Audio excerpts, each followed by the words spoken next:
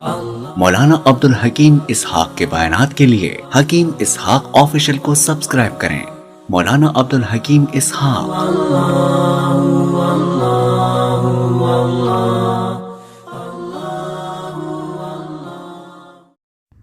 بسم اللہ الرحمن الرحیم نحمده ونصلی ونسلم علی رسولہ الکریم اما بعد فاعوذ باللہ من الشیطان الرجیم بسم اللہ الرحمن الرحیم۔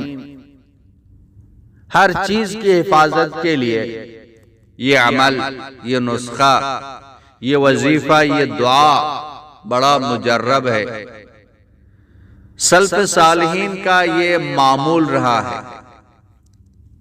ہر ایک نے اس پر عمل کیا ہے، اس لیے کہ ہر ایک چاہتا ہے کہ میری حفاظت ہو جائے، بچوں کی حفاظت ہو جائے، گھر والوں کی حفاظت ہو جائے، کاروبار گھر کی حفاظت ہو جائے، تمام شرور سے، حاسدین کی حسد سے، تمام بیماریوں سے، مصیبتوں سے، آفتوں سے، فتنوں سے ہماری حفاظت فرمائے، ہر کوئی چاہتا ہے۔ تو یہ حفاظت کے لیے بڑا مجرب ہے، ایک حصار ہے اپنے لیے۔ اگر یہ عمل آپ کریں گے، آپ ایک مضبوط قلعے کے اندر بند ہیں، اس قلعے پر کوئی حملہ نہیں کر سکتا ہے، چاہے دشمن ہو، چاہے شیطان ہو، چاہے ساحر ہوں، جادوگر ہوں، آپ پر وہ حملہ نہیں کر سکتے ہیں۔ یہ چیزیں آپ کی طرح متوجہ نہیں ہو سکتی ہیں۔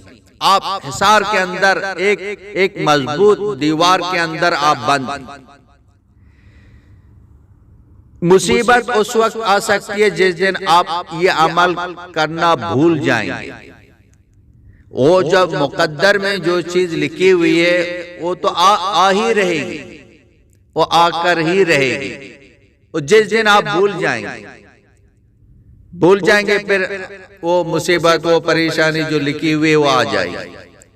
لیکن اگر پابندی کے ساتھ آپ پڑھیں گے انشاءاللہ تعالی، کوئی بھی مصیبت، آفت، کوئی فتنہ، کوئی پریشانی آپ کی طرف وہ نہیں آئے گی۔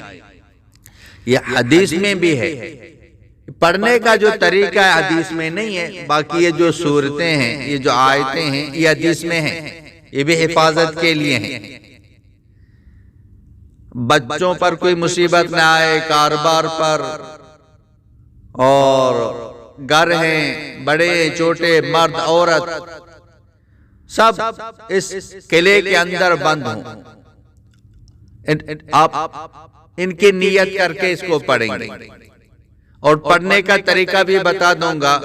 سب سے پہلے جو سورتیں ہیں وہ بتا دیتا ہوں۔ سب سے پہلے درود شریف پڑھ لیں، ایک مرتبہ الحمد شریف پڑھ لیں، ایک مرتبہ آیت الکرسی پڑھ لیں، اور ایک مرتبہ چاروں قل، یعنی قل یا ایھا الکافرون، قل ھو اللہ احد، قل اعوذ برب الفلق، قل اعوذ برب الناس، یہ چار قل، پوری صورتیں، چاروں قل، اور آخر میں پھر ایک مرتبہ درود شریف۔ پھر سے سن لیں، ایک مرتبہ درود شریف، ایک مرتبہ الحمد شریف، ایک مرتبہ آیت الکرسی، ایک مرتبہ چاروں قل، قل یا ایھا الکافرون، قل ھو اللہ احد، قل اعوذ برب الفلق، قل اعوذ برب الناس، آخر میں پھر درود شریف۔ اپنے گرد، بچوں کے گرد، بیوی کے گرد، اگر بیوی ہے شوہر کے گرد، ماں باپ کے گرد، بہن بھائیوں کے گرد، والدین کے گرد، کاروبار کے گرد، اپنے گھر کے گرد، اگر آفس ہے، دفتر ہے، دور ہے، ان کا تصور کریں۔ آپ کا کوئی رشتہ دار ہے، بہن ہے، بھائی ہے، بیٹا ہے، دور ہے، ان کا تصور کریں۔ اپنے تصور میں ایک دائرہ سوچیں، اپنے تصور میں ایک دائرہ سوچیں کہ میں نے ان سب کو اس دائرے کے اندر بند کر دیا، یہ حصار ہو گئے، ان کی حفاظت ہو گئی، گھر کی حفاظت بھی ہو گئی، بچوں کی، کاروبار کی، آفس کی، دفتر کی، اپنے آپ کی، سب کی حفاظت ہو گئی۔ ایک مضبوط قلعے کے اندر آپ نے ان کو بند کر دیا۔ خدا را اس کو نہ چھوڑے.